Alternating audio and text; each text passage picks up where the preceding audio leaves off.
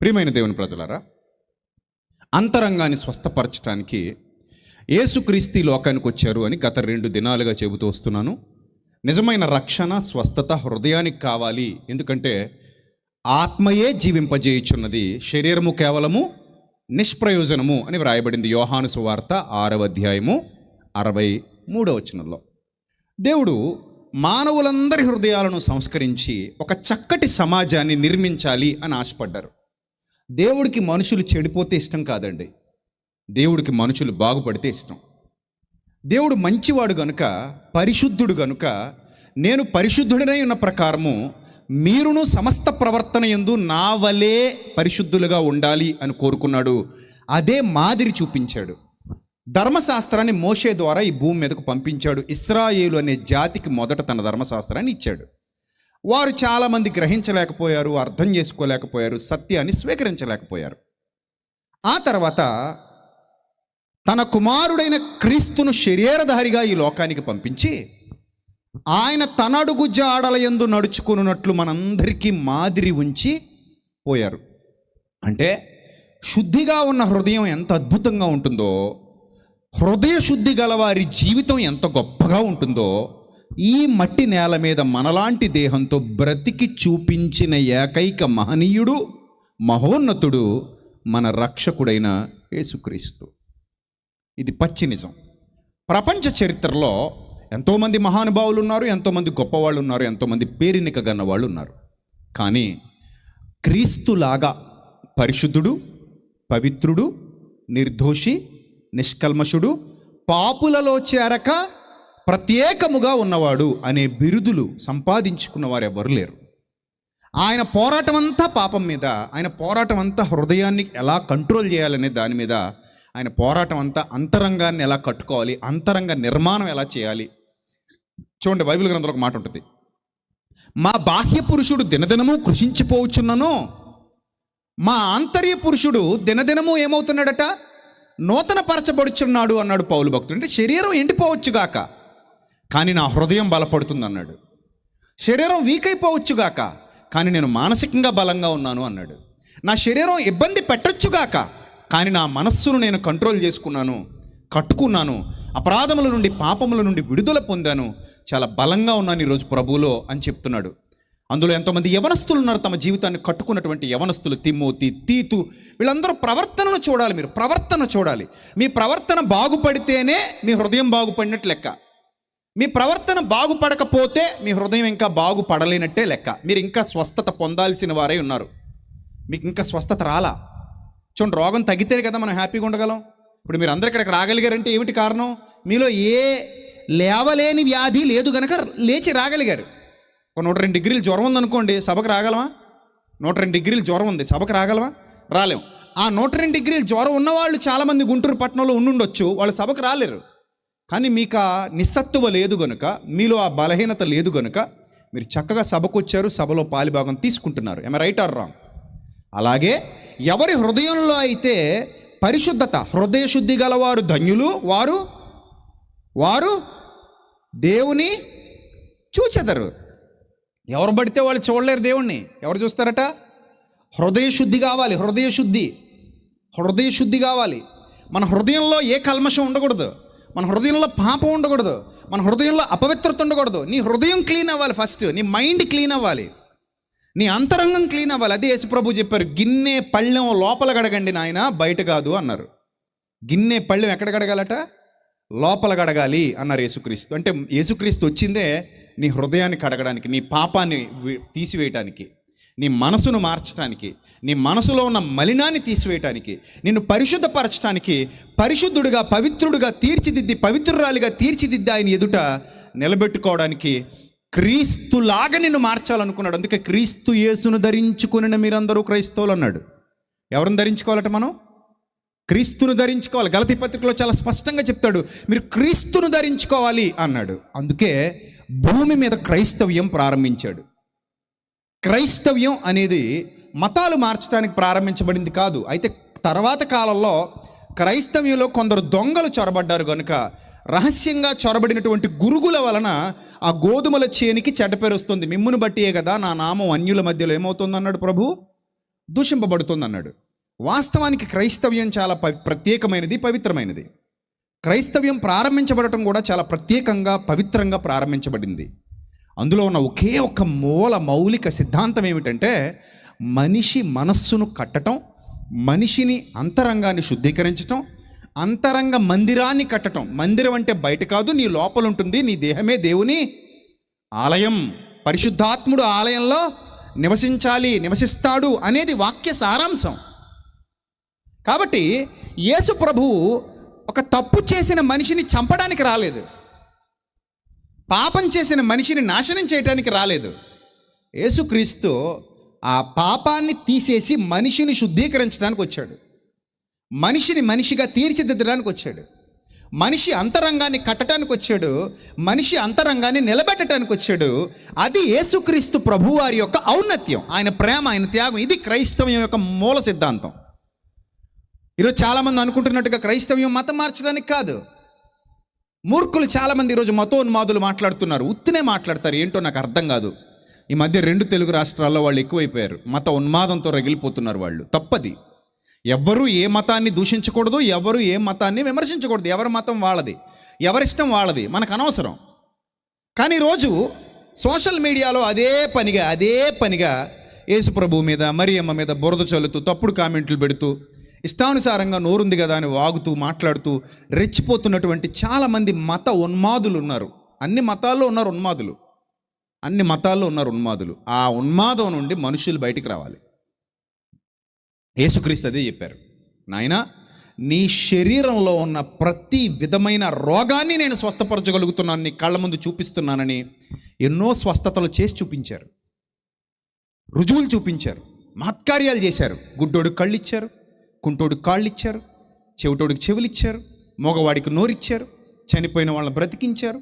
ఎన్నో అద్భుతాలు చేశారు, ఎన్నో సూచక్రియలు చేశారు, ఎన్నో మహత్కార్యాలు చేశారు. అవన్నీ చేస్తూ ఏం చెప్పారంటే, ఈ శరీరానికి ఉన్న వ్యాధులనే ఇంత సులభంగా తొలగిస్తున్నటువంటి నేను మీ అంతరంగానికి ఉన్న వ్యాధిని తొలగించడానికి వచ్చాను. అది మీరు గ్రహించలేరా? అది మీరు అర్థం చేసుకోలేరా? నన్ను వెంబడించండి, ప్రయాసపడి మీరు మోస్తున్న పాపమనే భారము నుండి నేను మిమ్మల్ని విడిపిస్తాను, నా యొద్దకు రండి, నేను మీకు విశ్రాంతి కలుగజేస్తాను అని పిలిచారు ఆయన. ఏ భారం మోస్తుందట ఈ ప్రపంచం? ప్రయాసపడి పాపం అనే భారం మోస్తుంది. ఆ పాపం అనే భారం నుండి నేను మిమ్మల్ని విడిపిస్తాను, నా యొద్దకు రండి అని యేసుక్రీస్తు పిలిచారు. నిజమే ప్రియమైన దేవుని ప్రజలారా, క్రైస్తవ్యం పాపమనే రోగం నుండి విడిపించే ఒక అద్భుతమైన ఔషధం.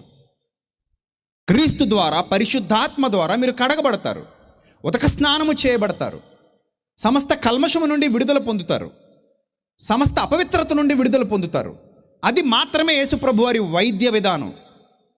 పాపిని ప్రేమిస్తాడు, పాపాన్ని ద్వేషిస్తాడు ఆయన, పాపిని చంపడాయన. ఈరోజు చాలామంది ఏమంటారంటే, పాపం చేస్తే చంపేయాలి కదా, రక్షించడం ఏంటి, పాపుల రక్షకుడు ఏంటి అంటారు. నాలెడ్జ్ తెలియక మాట్లాడతారు వీళ్ళు. మొన్న ఎవడో అంటున్నాడు కదా, శవాన్ని పూజిస్తారండి వీళ్ళు అంటున్నాడు, ఒక మతోన్మాది. శవాన్ని అంట. మనం కూడా ఇలాగే మాట్లాడితే వాళ్ళకి గాయాలు అవుతాయి, మనోభావాలు దెబ్బతింటాయి. ఎందుకులేని నేను మాట్లాడను, కానీ నేను మాట్లాడడం మొదలు పెడితే చాలా చాలా చాలా మాట్లాడగలను నేను. కానీ ఎవడో ఒకడు మొరిగాడని చెప్పి అందరినీ బాధ పెట్టడం ఇష్టం లేక ఆ ఒక్కడి కోసం నేను మౌనంగా ఉంటాను. కానీ నేను ఆ విషయంలో మౌనంగా ఉన్నా, యేసు ప్రభువుని అనే విషయంలో వాళ్ళు అంటుంటే నేను మౌనంగా ఉండను, వాళ్ళకి ధీటైన ఆన్సర్ ఇస్తాను. మేము శవాన్ని ఆరాధించట్లా, సజీవుని ఆరాధిస్తున్నాం. యేసు ప్రభువు మరణించాడు, 3వ దినాన్ని తిరిగి లేచాడు. గుడ్డోడా, నువ్వు మొదటి స్థానంలో ఆగిపోయావు, మేము 3వ రోజుకి రమ్మంటున్నాం. నువ్వు గుడ్ ఫ్రైడే దగ్గర ఆగిపోయావు, దౌర్భాగ్యుడా. ఈస్టర్ దాకా రారా ఆయన. గుడ్ ఫ్రైడే దగ్గర ఆగిపోయావు. గుడ్ ఫ్రైడే రోజు మరణించాడు, ఈస్టర్ రోజున ఏం చేశాడు? తిరిగి లేచాడు. మేము ఈస్టర్ రోజు తిరిగి లేచిన ఆయన ఆరాధిస్తున్నాం, సిలువ వేయబడి తిరిగి లేచిన క్రీస్తును ప్రకటిస్తున్నాం. అర్థమైందా?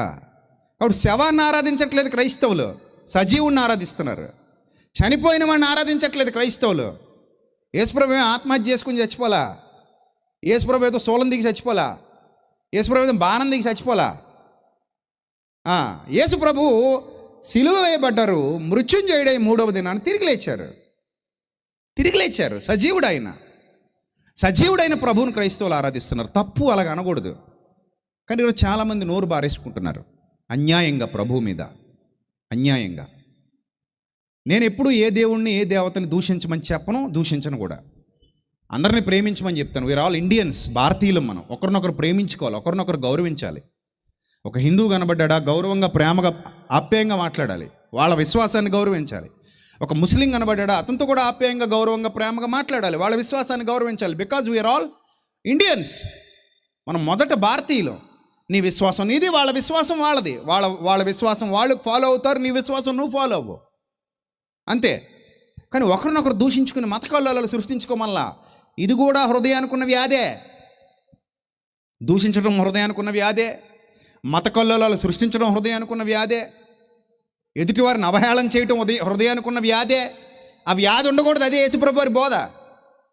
ఆయన పాపిని ప్రేమిస్తాడు, పాపాన్ని ఏం చేస్తాడు? ద్వేషిస్తాడు. ఇక్కడ పాయింట్ మీకు చెప్తాను, చాలా అద్భుతమైన పాయింట్ చెప్తాను.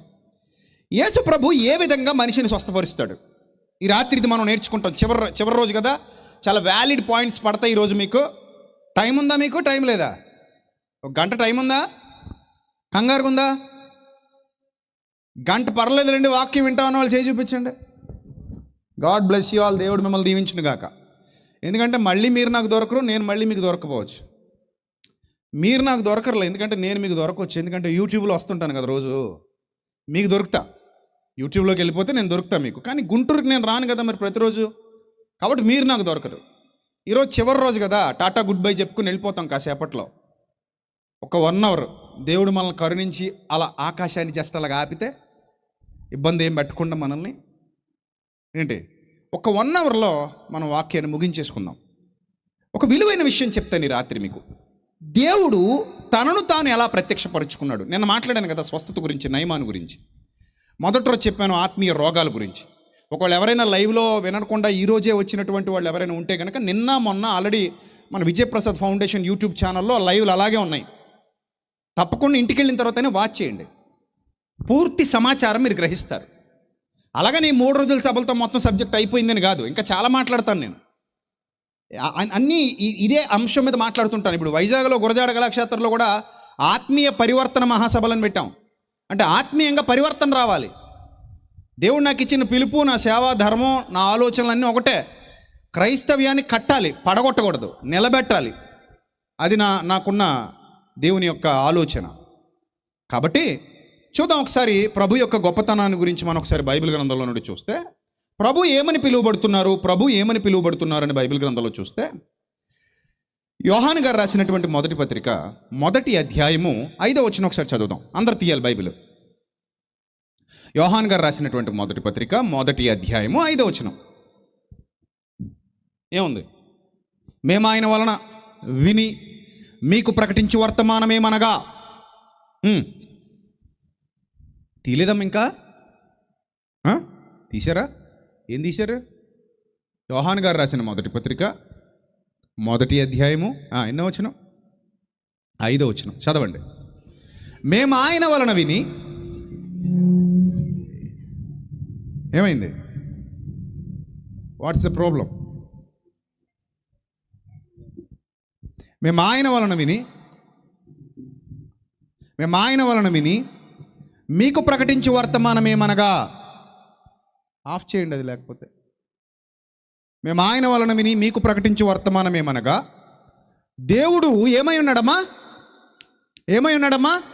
వెలుగై ఉన్నాడు. ఆయన యందు చీకటి ఎంత మాత్రమునూ లేదు. ఇది ఒకసారి అందరూ అండర్లైన్ చేసుకోండి, మనసులో పెట్టేసుకోండి.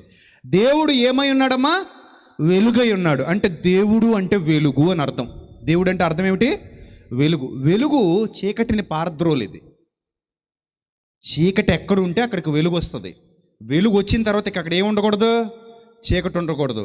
అంటే చీకటిని తుడిచేసేది వెలుగు, చీకటిని పారద్రోలేది వెలుగు, చీకటిని బయటికి నెట్టేసేది వెలుగు. ఇప్పుడు మీ హృదయాలలో ఒకవేళ చీకటి ఉందనుకోండి, మీరు రోగంతో ఉన్నారని అర్థం. మీ హృదయాల్లోకి వెలుగు వచ్చింది అనుకోండి, మీలో అపవిత్రత ఉండదు.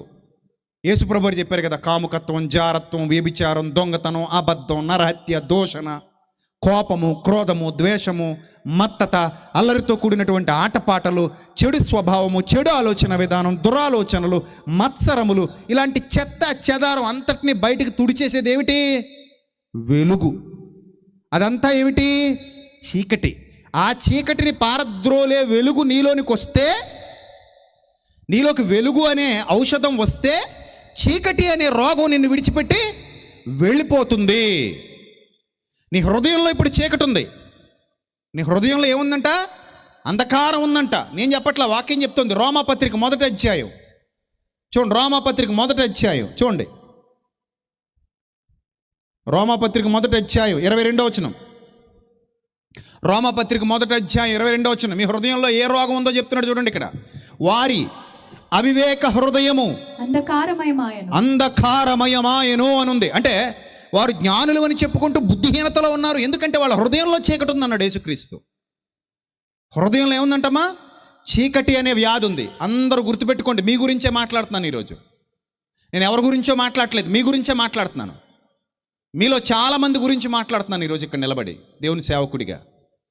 మీ హృదయంలో ఉన్న చీకటి గురించి మాట్లాడుతున్నాను. ఒకవేళ మీ హృదయంలో చీకటి ఉంటే కనుక ఆ చీకటి రోగం అని తెలుసుకోండి, ఆ చీకటి వ్యాధి అని తెలుసుకోండి, ఆ చీకటి ఒక పెద్ద జబ్బు అని తెలుసుకోండి. అది బయటకు పోతేనే మీరు స్వస్థపరచబడతారని తెలుసుకోండి. అది బయటకు పోనంత వరకు సాతాను మీలో నివాసం చేస్తాడని తెలుసుకోండి. మీరు పరలోకానికి వెళ్ళరని తెలుసుకోండి. అందుకే దాన్ని మీలో నుండి వెళ్ళగొట్టడానికే వెలుగు అనే ఔషధం వచ్చింది అని తెలుసుకోండి. వెలుగు అనే ఔషధం. ఆ వెలుగు ఎవరట? సర్వోన్నతుడైన దేవుడు. దేవుడు ఏమై ఉన్నాడు? వెలుగై ఉన్నాడు. చీకటిని పారద్రోలే వెలుగై ఉన్నాడు. మనిషి హృదయంలో ఉన్న ప్రతి చీకటిని దేవుడు ఏం చేద్దాం అనుకుంటున్నాడు? తీసేద్దాం అనుకుంటున్నాడు. కొన్ని వచనాలు టక చెప్తాను, మొత్తం రాసేసుకోండి. తర్వాత కొంచెం లోతైన సబ్జెక్ట్లోకి వెళ్తాను. కీర్తన 27వ కీర్తన 1వ వచనం. త్వరగా 27వ కీర్తన 1వ వచనం. స్పీడ్గా ఉండాలి. 27వ కీర్తన 1వ వచనం. యెహోవా నాకు వెలుగును రక్షణయునై ఉన్నాడు.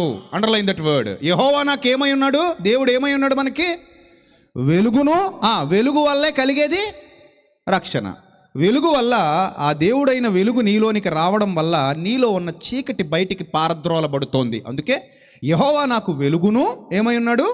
నాకు రక్షణ అయి ఉన్నాడు. అందరూ చదివారుగా ఈ వచనాన్ని.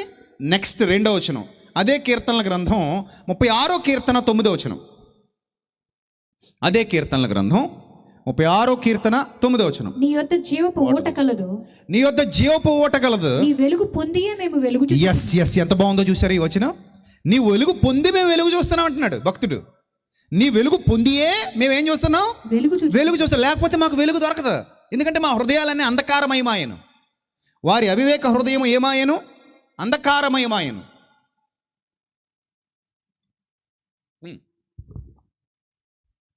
నీ యొద్ద జీవపు ఊట కలదు. నీ వెలుగు పొందియే మేమేం చేస్తున్నాం? వెలుగును చూడగలుగుతున్నాం. అయ్యా, వెలుగు నాలోనికి రావాలి. నాలో ఉన్నటువంటి ఆ చీకటి తొలగిపోవాలి. ఆ వెలుగులో నేను నడవాలి. చూశారు? నెక్స్ట్ మరో వచనం చూద్దాం. అదే కీర్తనల గ్రంథం 43వ కీర్తన 3వ వచనం. అదే కీర్తనల గ్రంథం 43వ కీర్తన 3వ వచనం. నీ వెలుగు నీ సత్యము బయలుదేరజేయము అన్నాడు. నీ వెలుగును నీ సత్యమును నీ సత్యమును బయలుదేరజేయము. నీ వెలుగు బయలుదేరాలి, నీ సత్యం బయలుదేరాలి. అవి నాకు త్రోవ చూపును. నీ వెలుగు నీ సత్యం ఎప్పుడైతే బయలుదేరతాయో అవి నాకేం చూపిస్తాయట? త్రోవ చూపిస్తాయి అంటున్నాడు భక్తుడు. నీ వెలుగును నీ సత్యమును బయలుదేరజేయము. అవి నాకు త్రోవ చూపును. అవి నీ పరిశుద్ధ పర్వతమునకును నీ నివాస స్థలములకును నన్ను తోడుకొని వచ్చును. ఎంత బాగుందో చూడండి ఈ మాట. ఆ వెలుగు ఎప్పుడైతే మన హృదయంలోకి వస్తుందో అప్పుడే మనం ఎక్కడికి వెళ్ళగలుగుతామటమ్మా? పరలోకానికి వెళ్ళగలుగుతామట. ఆ పరిశుద్ధ పర్వతానికి వెళ్ళగలుగుతామట. ఆ వెలుగు మన హృదయంలోనికి రాకపోయినట్లయితే మనం ఎక్కడికి వెళ్ళలేము? పరలోకానికి వెళ్ళలేము. ఆ పరిశుద్ధ పర్వతానికి వెళ్ళలేము. ఆ పరిశుద్ధ లోకానికి వెళ్ళలేము. ఆ దేవుని సన్నిధికి చేరుకోలేము. ఆ దేవుని సన్నిధికి మనం చేరుకోవాలి అని అంటే ఖచ్చితంగా మనలోనికి ఆ వెలుగు రావాలి. దేవుడనే వెలుగు రావాలి.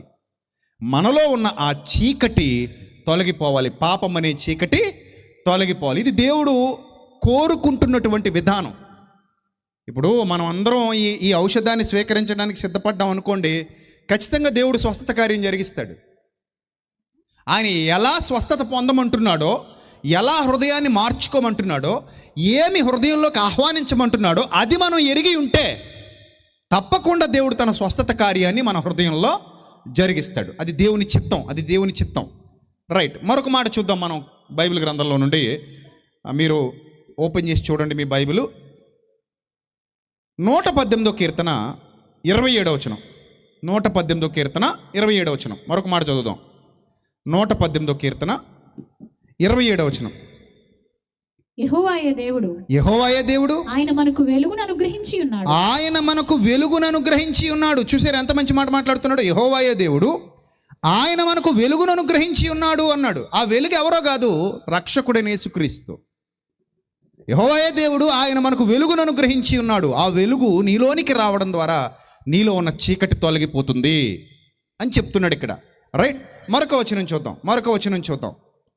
119వ కీర్తన 105వ వచనం. ఇప్పుడు ఆ వెలుగుకు మరో రూపాన్ని చూపిస్తున్నాడు ఇక్కడ. ఆ వెలుగుకు మరో రూపం. నీ వాక్యము నా పాదములకు నీ వాక్యము నా పాదములకు దీపము, నా త్రోవకు వెలుగునై ఉన్నది. అది నా త్రోవకు వెలుగు. చూసారు ఎంత బాగుందో. నీ వాక్యం ఏమిటమ్మా? నీ వాక్యం ఏమిటి? నా పాదాలకు దీపం, నా త్రోవకు వెలుగు. చూడండి, అప్పుడప్పుడు మనం చీకట్లో నడిచేటప్పుడు బ్యాటరీ లైట్ పట్టుకెళ్తాం, లేదా చీకట్లో నడిచేటప్పుడు దీపం పట్టుకెళ్తాం. దీపం పట్టుకెళ్లకుండా చీకట్లో నడిచాం అనుకోండి, ఖచ్చితంగా మనం పడిపోతాం, గోతులో పడిపోతాం, ఇబ్బందులు పడిపోతాం. సో కాబట్టి చీకట్లో నడిచే ప్రతి ఒక్కరికి ఏముండాలి? బ్యాటరీ లైట్ ఉండాలి, లైట్ ఉండాలి, ల్యాంప్ ఉండాలి, దీపం ఉండాలి, సంథింగ్ ఏదో ఒకటి వెలుగునిచ్చే యంత్రం ఉండాలి. అది లేకపోతే మనం చీకట్లో ఎందులోనే పడిపోవచ్చు. ఇక్కడ ఏమన్నాడంటే, ఈ లోకం అనే చీకట్లో తిరుగుతున్న మనకి నీ వాక్యము నా పాదములకు దీపము, నా త్రోవకు వెలుగు.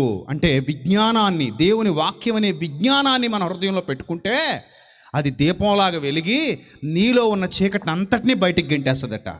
నీలో ఉన్న అపవిత్రత అంతటినీ బయటికి గెంటేస్తుందట.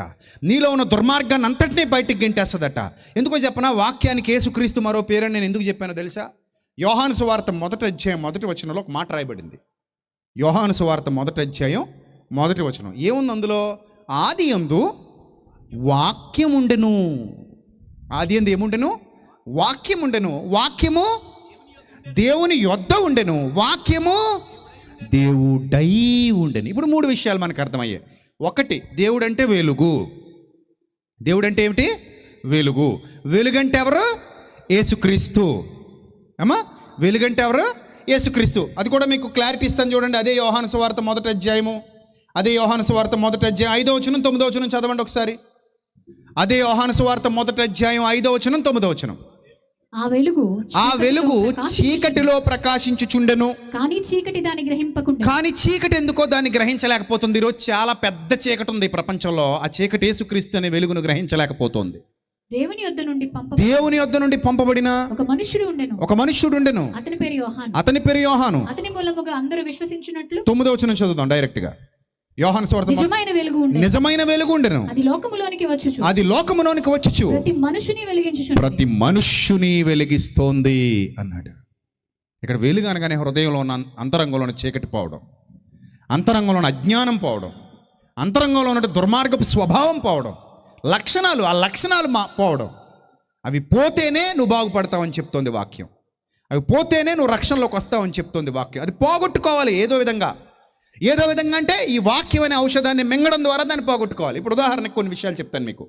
మరో వచనాన్ని చూసి అప్పుడు చెప్తాను. యోహాను గారు రాసిన అదే సువార్త 8వ అధ్యాయం 12వ వచనం చూడండి ఒకసారి. యోహాను గారు రాసిన అదే సువార్త 8వ అధ్యాయం 12వ వచనం. యేసుప్రభువు వారు చెప్తున్నారు, నేను లోకమునకు వెలుగును అన్నారు యేసుక్రీస్తు. ఏమన్నారు? I'm the light of the world అన్నాడు యేసుక్రీస్తు. I'm the light of the world. నేను లోకమునకు వెలుగును అన్నాడు. పైన ఏం చదువుకున్నాం? నిజమైన వెలుగు ఉండెను, అది లోకములోనికి వచ్చి మనుషులను వెలిగిస్తోంది అన్న సత్యాన్ని చదువుకున్నాం. ఇక ఈ 2 దృష్టిలో పెట్టుకుని యోహాను సువార్త 1వ అధ్యాయం 1వ వచనం చదవండి. ఆది యందు వాక్యం ఉండెను, వాక్యము దేవుని యొద్ద ఉండెను, వాక్యము దేవుడై ఉండెను. ఇప్పుడు చూడండి, మీకు అర్థమయ్యేలా చెప్తాను. దేవుడు ఈజ్ ఈక్వల్ టు వాక్యము ఈజ్ ఈక్వల్ టు యేసుక్రీస్తు ఈజ్ ఈక్వల్ టు వెలుగు. ఎన్ని చెప్పాను మీకు? 4 చెప్పాను. దేవుడు తర్వాత వాక్యము తర్వాత యేసుక్రీస్తు తర్వాత వెలుగు. అంటే దేవుడు వెలుగై ఉన్నాడు, వాక్యము వెలుగై ఉంది, యేసుక్రీస్తు వెలుగై ఉన్నాడు. దేవుడు, వాక్యము, యేసుక్రీస్తు మొత్తం అంతా కూడా ఏ వైపు చూపిస్తోంది? వెలుగు వైపు చూపిస్తోంది. ఆ వెలుగు నీలో ఉదయిస్తే నీలో ఉన్న రోగం పోద్ది. నువ్వు ఎలా మారిపోతావో తెలుసా? యేసుక్రీస్తు సమరూపానికి వస్తావు. అంటే ఆయన నిజమైన శిష్యుడిగా, ఆయన నిజమైన శిష్యురాలిగా, ఆయన నిజమైన బిడ్డగా నీలోకి యేసుక్రీస్తు అనే వాక్యపు వెలుగు వచ్చినప్పుడు మాత్రమే నువ్వు మారుతావు. ఇప్పుడు నువ్వు అనుకోవచ్చు, అయ్యా చాలాసార్లు వాక్యం విన్నాను, చాలాసార్లు వాక్యం చదివాను, కానీ నేను ఎందుకు వాక్యంలో ఉన్నట్టుగా ఆ చీకటిని ఎందుకు పారద్రోలుకోలేకపోతున్నాను, ఆ వెలుగులోకి ఎందుకు రాలేకపోతున్నాను? నిజంగా వెలుగుకంత శక్తి ఉందా? నిజంగా వెలుగుకంత శక్తి ఉందా అని అంటే, షుగర్ ఉన్నోళ్ళు ఎంతమంది ఉన్నారు ఇక్కడ? చేయి చూపించండి ప్లీజ్. షుగర్ ఉన్నోళ్ళు ఎంతమంది ఉన్నారు? ప్లీజ్ చేయి చూపించాలి. తప్పేం లేదు, అదేం భయంకరమైన వ్యాధి ఏం కాదులే. ఎంతమందికి ఉంది షుగర్ ఇక్కడ? చక్కెర వ్యాధి అదిగో చాలామందికి ఉంది, చాలామందికి ఉంది. ప్రతిరోజు ట్యాబ్లెట్ వాడుతున్నారు లేదా? ప్రతిరోజు ట్యాబ్లెట్ వాడుతున్నారు లేదా? ఎందుకు ట్యాబ్లెట్ వాడుతున్నారు? కంట్రోల్ చేయటానికి. దేన్ని? షుగర్ని ఏం చేయాలి? ఇప్పుడు కంట్రోల్ చేయాలి. కంట్రోల్ చేయాలంటే ఏం వాడాలి? ట్యాబ్లెట్ వాడాలి. ట్యాబ్లెట్ మానేస్తే ఏమవుద్ది? పెరిగిపోతే ఏమవుతాం? చచ్చిపోతాం.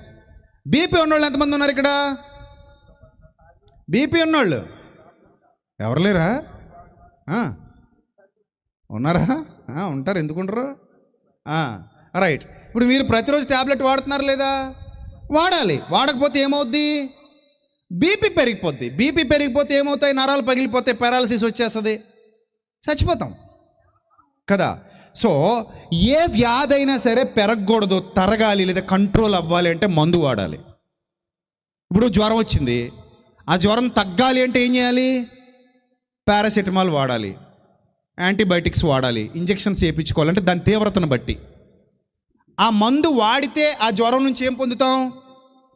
చెప్పండి అమ్మా, ఏం పొందుతాం? విడుదల పొందుతాం, స్వస్థత పొందుతాం. ఇప్పుడు జ్వరం తగ్గాలి అంటే ఖచ్చితంగా మనం మెడిసిన్ తీసుకోవాలి. మెడిసిన్ తీసుకుంటేనే ఆ జ్వరం నుండి స్వస్థత, విడుదల. ఇప్పుడు ఇన్ని వచనాలు చూపించిన తర్వాత మీరు ఎవరైతే ప్రతిరోజు వాక్యాన్ని తీసుకుంటున్నారో వాళ్ళకు స్వస్థత వస్తుంది. వాక్యాన్ని తీసుకుంటే సరిపోద్దా? దాన్ని ఆచరించాలి. వాక్యానికి ఉన్న లక్షణం ఏంటంటేనట, వినడంతో సరిపెట్టుకుంటే కుదరదంట. వాక్యానికి ఉన్న లక్షణం, వాక్యాన్ని వినడంతో సరిపెట్టుకోకూడదంట. దాన్ని ఏం చేయాలంట? పాటించాలట. మంచి వాక్యం పాటిస్తేనే మంచిది. మంచి వాక్యం వింటే మంచిదా, విన్నదాన్ని పాటిస్తే మనకు మంచిదా? చెప్పండి అమ్మా, ఏది మంచిది? వింటే మంచిదా, విన్నదాన్ని పాటిస్తే మంచిదా? పాటిస్తే మంచిది. మాట వినకపోవటం వల్ల నశించిపోతున్నారు చాలామంది. ఎవరి మాట? దేవుని మాట. ఆ దేవుని మాట ఎప్పుడైతే హృదయంలో పెట్టుకుంటావో, దాన్ని ఆచరించడం మొదలు పెడతావో, దాన్ని పాటించడం మొదలు పెడతావో, వెలుగుకు చాలా శక్తి ఉందయ్యా. ఇది పచ్చి నిజం. నమ్ము. వెలుగుకు చాలా శక్తి ఉంది. వెలుగు ప్రభావం చాలా గొప్పది. వెలుగు ఔన్నత్యం చాలా గొప్పది. కాబట్టి ఆ వెలుగు ద్వారానే మానవులకి ఏమొస్తుంది? స్వస్థత, రక్షణ వస్తుంది. బాబు, ఎల్ఈడీలు వాడుకోవచ్చా? నేను వాడుకోవచ్చా? ఇది వాడుకోవచ్చా? Very good. సో వెలుగు యొక్క శక్తి ఎంత గొప్పదో కొన్ని శాస్త్రీయ ఆధారాలు చూపిస్తాను మీకు ఈ రాత్రి. ఈ శాస్త్రీయ ఆధారాలు చూపించడానికి గల ప్రధానమైన కారణం దేవుడు. ఎందుకంటే ప్రకృతి మొత్తాన్ని సృష్టించింది ఎవరమ్మా? దేవుడే కదా. ప్రకృతిలో సమస్తాన్ని పెట్టింది ఎవరు? దేవుడే కదా. ఆ దేవుడు ఈ ప్రకృతిలో కాంతిని కలుగు చేశాడు. వెలుగు కమ్మని పలుకగా ఏం కలిగను? దేవుడు వెలుగు కమ్మని పలుకగా ఏం కలిగను? వెలుగు కలిగెను. ఆయన వెలుగును చీకటిని ఏం చేశానట? వేరుపరిచెను. ఆది కాండంలో మీరు చదువుకున్నారు. దేవుడు వెలుగు కమ్మని పలుకగా వెలుగు కలిగింది. ఆ వెలుగుకు భూమి మీద ఎంత శక్తి ఉందో మీకు అర్థమైతే, దేవుడు కలుగజేసిన వెలుగుకు ఎంత శక్తి ఉందో మీకు అర్థమైతే, దేవుడు అనే వెలుగుకి ఇంకెంత శక్తి ఉంటుందో మీకు అర్థమవుద్ది. మళ్ళోసారి చెప్తా మీకు మెదడులో నాటపడ్డానికి. దేవుడు కలుగజేసిన వెలుగుకు ఎంత శక్తి ఉందో మీకు అర్థమైతే, దేవుడు అనే వెలుగుకు ఇంకెంత శక్తి ఉందో మీకు బాగా అర్థమవుతుంది అన్నాను నేను. ఇప్పుడు దేవుడు కలుగజేసిన వెలుగు గురించి సైంటిఫిక్గా శాస్త్రయుక్తంగా కొన్ని విషయాలు మనం ఆలోచిద్దాం. ఆ తర్వాత మీకు దేవుని యొక్క శక్తి ఏంటో అర్థమవుద్ది. ముందుగా మీ అందరికీ లేజర్ ట్రీట్మెంట్ అనేది తెలుసు కదా. లేజర్ లైట్స్ అంటారు. లేజర్ లైట్స్ అంటే కాంతి కిరణాలు, లేజర్ వెలుగులు. ఈ లేజర్ లైట్స్ ద్వారా ఎన్ని కార్యక్రమాలు చేయగలుగుతున్నారో కొన్ని విషయాలు మీకు చెప్తాను. ఈ లేజర్ కిరణం అనగానే ఒక సన్నని కాంతి కిరణం.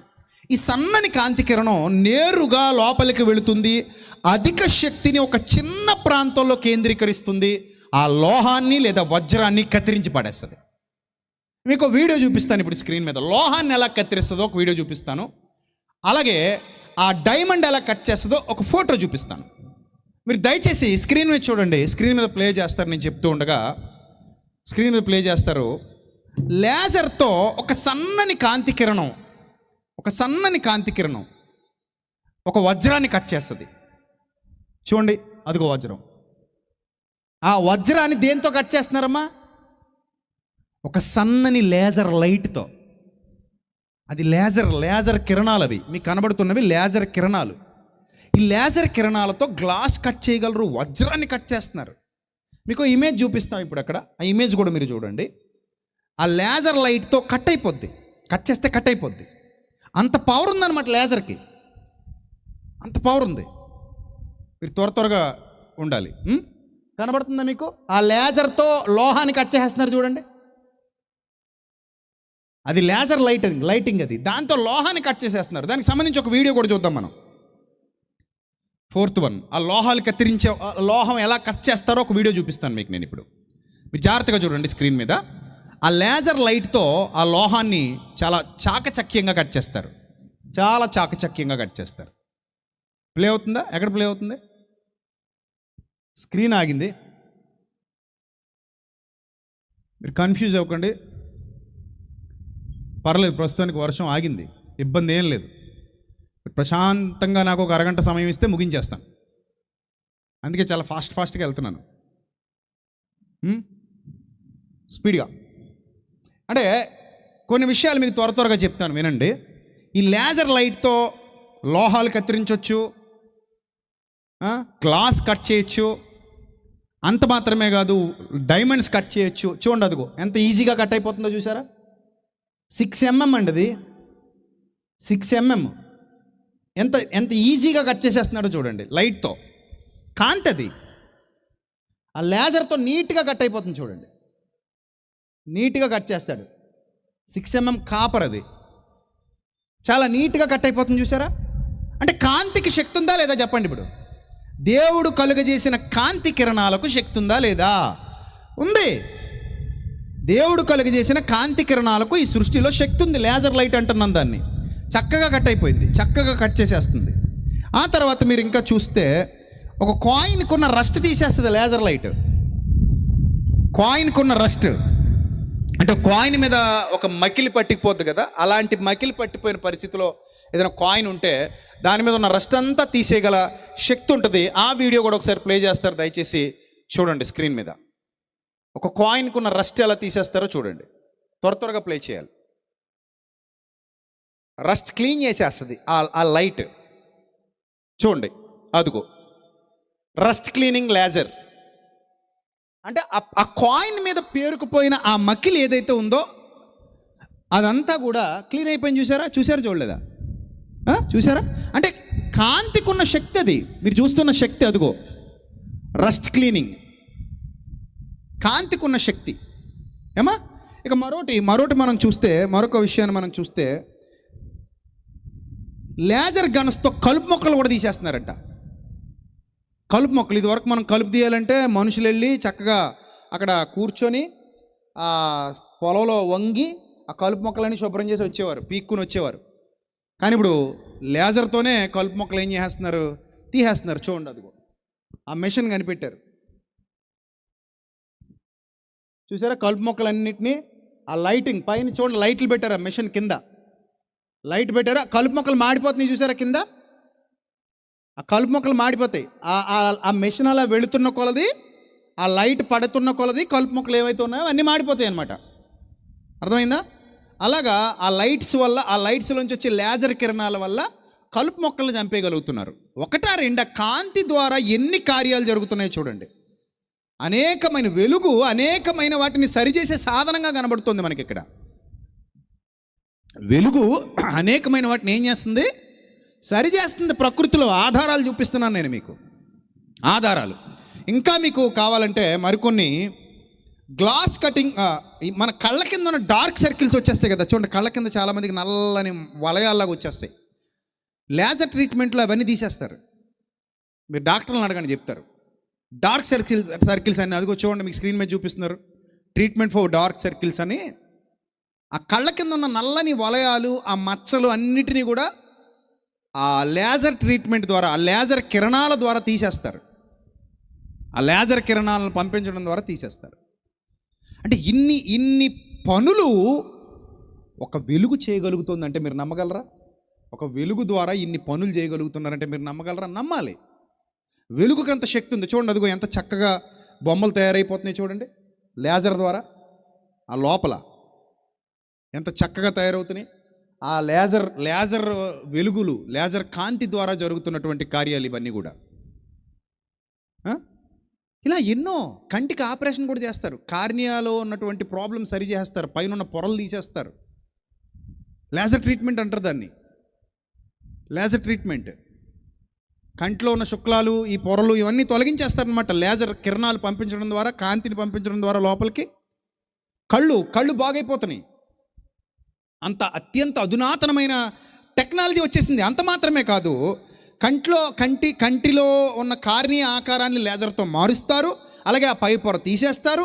అంత మాత్రమే కాదు, ఆకాశంలో నక్షత్రాలు, ఉపగ్రహాల మధ్యలో ఉన్న దూరాన్ని కూడా కొలవడానికి కాంతిని ఉపయోగిస్తారు.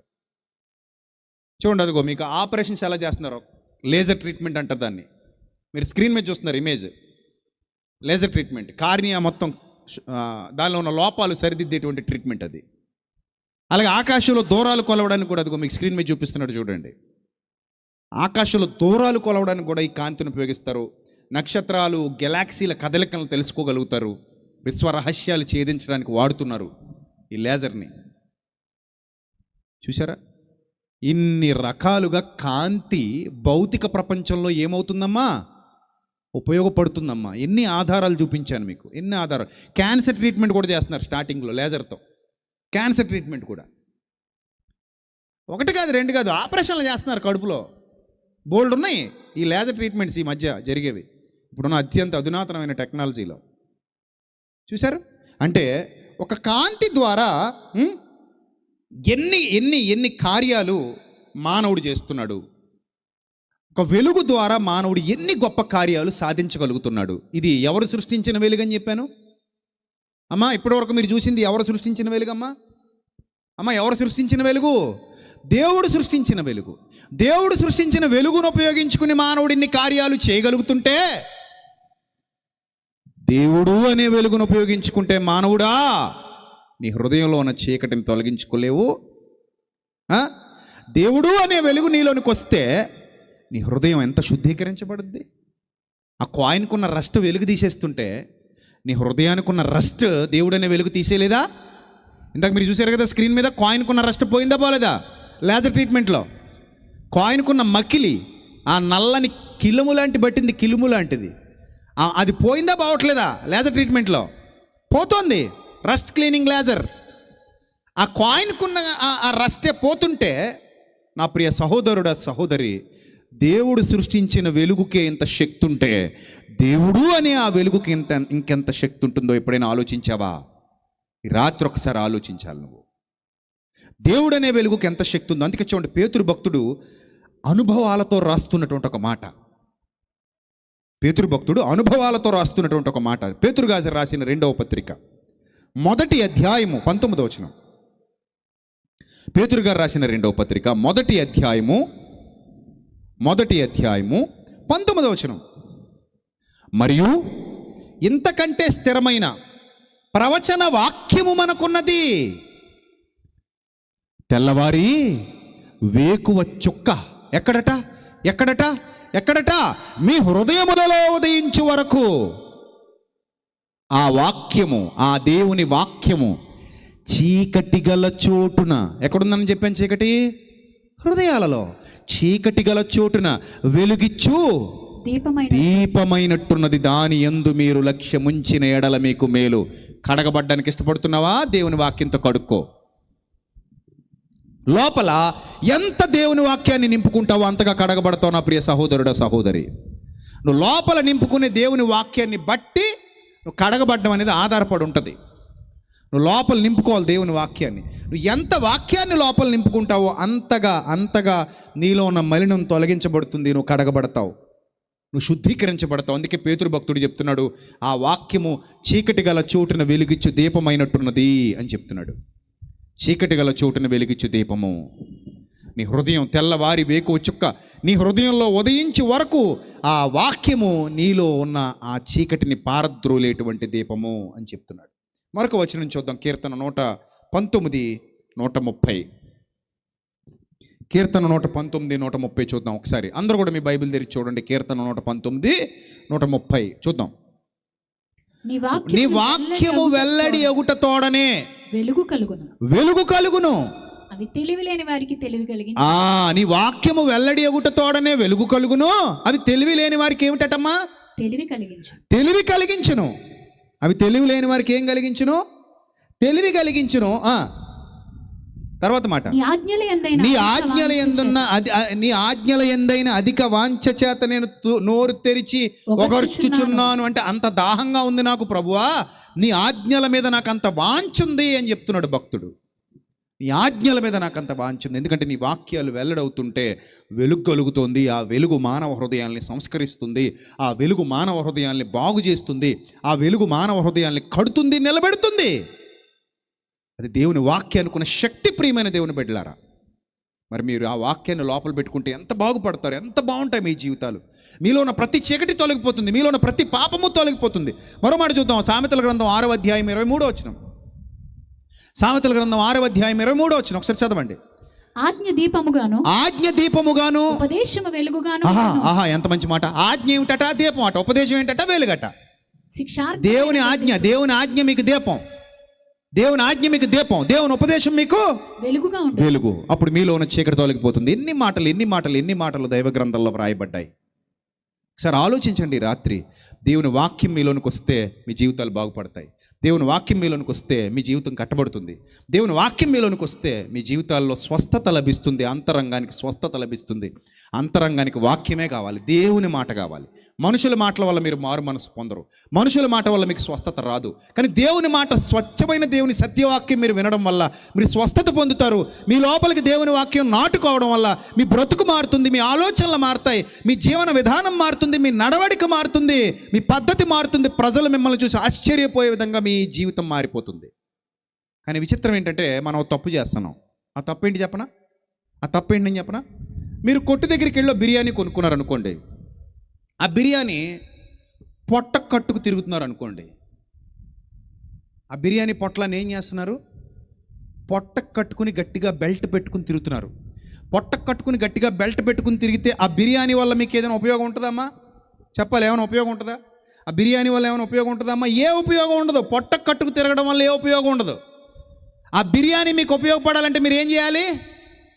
పొట్లం ఓపెన్ చేసి తినాలి, అంతేనా? పొట్లం ఓపెన్ చేసి తింటే ఉపయోగమా? పొట్ట కట్టుకు తిరిగితే ఉపయోగమా? ఏం చేస్తే ఉపయోగం చెప్పండి? ఏం చేస్తే ఉపయోగం?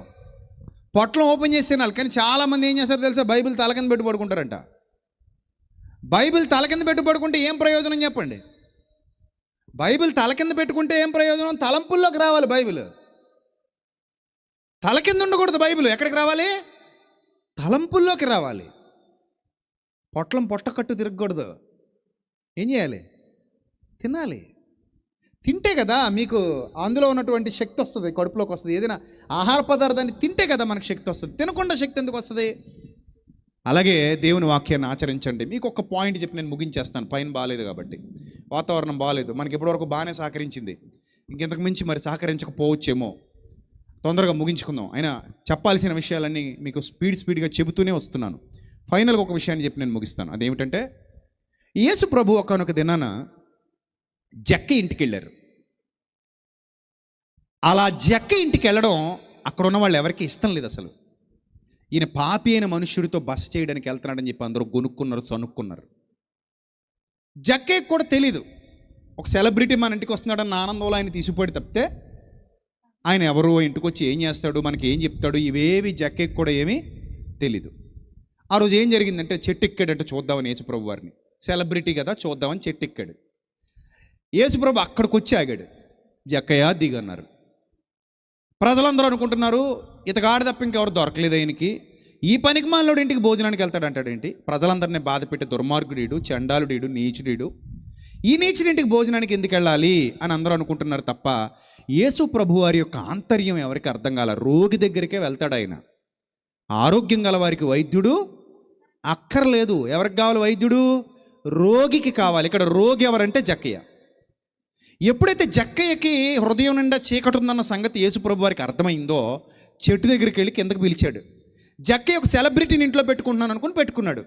యేసుప్రభు ఆ ఇంట్లో ఉండి వాక్యం చెప్పడం మొదలుపెట్టాడు. నేడు నేను నీ ఇంట బస చేయవలసి ఉన్నదన్నాడు. ఎప్పుడైతే జక్కయ్య హృదయంలో దేవుని వాక్యం ఎత్తబడిందో జక్కయ్య మారు మనసు పొందాడు. జక్కయ్య ఎప్పుడైతే మారు మనసు పొందాడో ప్రజలందరికీ మేలు జరిగింది. ఎవరి దగ్గర అయితే దోచుకున్నాడో వాళ్ళకి రెట్టింపిచ్చాడు, ఎవరి దగ్గర తీసుకున్నాడో వాళ్ళకి ఎక్కువ ఇచ్చి పడేశాడు. అలా ప్రజలందరికీ మేలు జరిగింది ఒక పాపి మారడం వల్ల. దీన్ని బట్టి మీరు అర్థం చేసుకోండి ప్రియమైన దేవుని ప్రజల, ఈ రాత్రి హృదయంలో ఉన్న చీకటి పోతే మనిషి బాగుపడతాడు. మనిషి బాగుపడితే వ్యవస్థ బాగుపడుతుంది. వ్యవస్థ బాగుపడితే జీవితాలు బాగుపడతాయి. మీ అందరూ బాగుపడాలంటే ప్రతిరోజు దేవుని వాక్యం వినండి, నేర్చుకోండి, బలపరచబడండి, స్థిరపరచబడండి. దేవుని యొక్క జ్ఞానంతో మీరు మీ కుటుంబాలు కట్టబడండి, ఎదగండి. మందు మింగకుండా రోగం తగ్గదనే సత్యాన్ని గుర్తుపెట్టుకోండి. వాక్యం వినండి, కానీ సత్యవాక్యం మాత్రమే వినండి. కల్పనా కథలు, కళ్ళబొల్లి కథలు, కట్టుకథలు వినకండి. మోసపూరితమైన మాటలు వినకండి. భౌతిక సంబంధమైన అవసరాల కోసం వాక్యాన్ని బోధిస్తుంటే అది వద్దు. మనకి పరలోకానికి చేర్చే వాక్యం కావాలి, సత్యవాక్యం కావాలి, మన హృదయ గాయాలు కట్టే వాక్యం కావాలి, మన హృదయాల్లో ఉన్న మలినాన్ని తొలగించే వాక్యం కావాలి, ఖండించి గద్దించి బుద్ధి చెప్పే బోధ కావాలి. అలా మన ఆత్మీయ జీవితాలు కట్టబడాలి, కట్టుకోవాలి. దేవుని గ్రంథాన్ని నిరంతరం ధ్యానించాలి. దేవుని గ్రంథంలో ఉన్న సంగతులు నిరంతరం ధ్యానించాలి. అలా దైవ గ్రంథాన్ని పఠించాలి, పాటించాలి. అప్పుడు మీలో ఉన్న రోగం తొలగి యేసుక్రీస్తు యొక్క సారూప్యంలోనికి మార్చబడి నిత్యజీవాన్ని స్వతంత్రించుకుంటారు. యుగయుగాలు దేవుని సన్నిధిలో ఆనందిస్తారు. అలాంటి ధన్యత దేవుడు మీకు, మీ కుటుంబాలకు సమృద్ధిగా అనుగ్రహించునుగాక. ఆమెన్. దేవుడైన వెలుగు నీలోనికి వచ్చినప్పుడు పాపమనే చీకటి నీలో నుండి తొలగిపోవునుగాక. ఆమెన్. అలాంటి స్వస్థత మీ అందరికీ కలుగునుగాక. దేవుడు మీ అందరి హృదయాలను ఆయన సత్యముతో స్వస్థపరుచునుగాక. ఆమెన్. అలాంటి ధన్యతలో మీరందరూ ఉండండి. ఇంకా అనేకమైన విలువైన సంగతులు ప్రతిరోజు యూట్యూబ్లో లైవ్లో వస్తూనే ఉంటాయి. మన విజయప్రసాద్ ఫౌండేషన్ ఛానల్లో తప్పకుండా వినండి, నేర్చుకోండి, బాగుపడండి, బలపడండి, స్థిరపరచబడండి. మీ ఆత్మీయ జీవితాలు కట్టుకోండి. మీరు బాగుంటేనే దేవునికి సంతోషం, ఒక సేవకుడిగా నాకు సంతోషం. కాబట్టి ఈ 3 రోజులు వెత్తబడిన వాక్యం మీ అందరి హృదయాల్లో 30 60 100 ఫలించునుగాక. ఈ సభల యొక్క ఆశీర్వాదం, ఈ సభల యొక్క దీవెన, ఈ సభలలో ప్రకటింపబడిన దేవుని యొక్క సత్యవాక్యమును బట్టి కలుగు ప్రతిఫలం నాతో పాటు కష్టపడిన, శ్రమపడిన, సహకారులుగా ఉన్న, శ్రమించిన ప్రతి కుటుంబానికి, సహకరించిన ప్రతి కుటుంబానికి సదాకాలము తోడై ఉండి నడిపించి, సంరక్షించి, కాపాడి, బలపరిచి, స్థిరపరచునుగాక. ఆమెన్. అందరూ తలలు వంచండి, ప్రార్థన చేసుకుందాం. మహాపరిశుద్ధుడు అయిన మా కన్న తండ్రి, మహోన్నతుడ, దయగల దేవ, కృపగల ప్రభువ, విలువైన జ్ఞాన సంగతులు నాతో, మాతో, మా అందరితో మాట్లాడినందుకు స్తోత్రం తండ్రి. బిడ్డలందరినీ దీవించండి, ఆశీర్వదించండి. మీ కృప కనికరం తోడుగా ఉంచండి. పిల్లల జీవితాల్లో గొప్ప వెలుగులు నింపండి ప్రభా. మీ మార్గములో సంపూర్ణముగా నడవగలిగే శక్తిని, బలాన్ని బిడ్డలకు దయచేయండి. ఆశ్చర్యకరమైన వెలుగులో ప్రభా, చీకటిలో నుండి మమ్మల్ని ఆశ్చర్యకరమైన వెలుగులో నడిపించడానికి పిలిచారు. నిజమే ప్రభా, వెలుగు యొక్క గొప్పతనం ఈ రాత్రి మాతో మాట్లాడినందుకు స్తోత్రం తండ్రి. వెలుగు చాలా గొప్పది, అది ఎన్నో కార్యాలు ఈ లోకంలో చేయగలుగుతోంది. అలాంటిది మీరే వెలుగై ఉన్నారు. మీరు మాలోనికి వస్తే ఇంకెన్ని గొప్ప కార్యాలు జరుగుతాయో మీ పిల్లలతో మాట్లాడినందుకు స్తోత్రం ప్రభా. వాక్యం అనే వెలుగుగా మీరు మా మధ్యలో ఉన్నారు.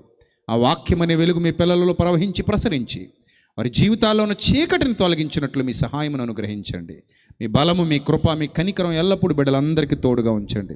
మీ సన్నిధి కాంతిలో మీ సన్నిధాన వర్తులుగా నిలబెట్టి నడిపించమని, మీ శక్తి చేత, మీ బలము చేత పిల్లలందరినీ అభిషేకించి కాపాడమని, మీ చల్లని నీడలో బిడ్డలను భద్రపరచమని, బలపరచమని వేడుకుంటూ ఈ 3 రోజుల సభలు ప్రభు ఏ ఆటంకం లేకుండా జరిగించినందుకు మీకు కృతజ్ఞత, స్తుతి, స్తోత్రాలు చెల్లిస్తూ ఈ చివరి దినం కూడా మీ కృప, కనికరం మాకు తోడుగా ఉంచి నడిపించమని ప్రాధేయపడుతూ ప్రభు చివరి వరకు మాతో కూడా ఉన్నందుకు కృతజ్ఞత, స్తుతి, స్తోత్రాలు చెల్లిస్తూ పిల్లలు బయలుదేరి వారి గృహాలకు వెళుతుండగా ఏ అపాయము సంభవించకుండా క్షేమంగా వారిని వారి గృహాలకు చేర్చమని, ఈ సభలకు సహకరించిన, కానుకలు ఇచ్చిన బిడ్డలను, వారి కుటుంబాలను అన్ని విధాలుగా ప్రభు మాకు తోడుగా ఉండి నడిపించిన సంఘాలను, సేవకులను, వారి యొక్క కుటుంబాలను ప్రతి ఒక్కరిని మీ చల్లని నీడలో బలపరచమని, భద్రపరచమని, సమస్త ఘనత, మహిమ, ప్రభావములు మీకు మాత్రమే చెల్లిస్తూ మా కొరకు రాని అయిన ప్రభు అయిన క్రీస్తు పేరిటి ప్రార్థన మనవులు సమర్పించి మీ వద్ద నుండి తిరిగి పరలోకపు జవాబు పొందుకుంటున్నాం మా కన్న తండ్రి. ఆమెన్. మన తండ్రి అయిన దేవుని ప్రేమ, కుమారుడు మనందరి రక్షకుడైన క్రీస్తు వారి శాశ్వతమైన కృప, మనందరి ఆదరణకర్త అయిన పరిశుద్ధాత్మని అన్యోన్య సహవాసం కూడిన మనకు, లోకంలో ఆయనను ప్రేమిస్తూ ఆయన కొరకు యథార్థంగా బ్రతుకుతున్న ప్రియులకు పిల్లలందరికీ ఇప్పుడు ఎల్లప్పుడూ సదాకాలము తోడుగా ఉండి నడిపించునుగాక. ఆమెన్. అందరికీ వందనాలు. May Lord bless you all, love you all. ప్రభు చిత్తమైతే మరోసారి మళ్ళీ కలుసుకుందాం. అంతవరకు దేవుని యొక్క కృప, కనికరం మీకు, నాకు, మనందరికీ, దేవుని బిడ్డలందరికీ, గుంటూరు పట్టణానికి, ఇక్కడ ఉన్న సేవకులకు, వారి సంఘాలకు సదాకాలము తోడేండి నడిపించునుగాక. ఆమెన్. God bless you. యూట్యూబ్లో వాచ్ చేస్తూ ఉండండి, దేవుని యొక్క సంగతులు నేర్చుకుంటూ ఉండండి. లైవ్లో విన్న మీ అందరికీ కూడా నా హృదయపూర్వక నిండు వందనములు తెలియజేస్తూ, మీ అన్నగా, మీ తమ్మునిగా నేను చాలా థ్యాంక్స్ చెప్తున్నాను మీ అందరికీ. అక్కడిక్కడ కష్టపడిన పిల్లలందరికీ కూడా నా హృదయపూర్వక వందనాలు తెలియజేస్తున్నాను. God bless you all, love you all. క్షేమంగా వెళ్ళరండి. God bless you. Thank you.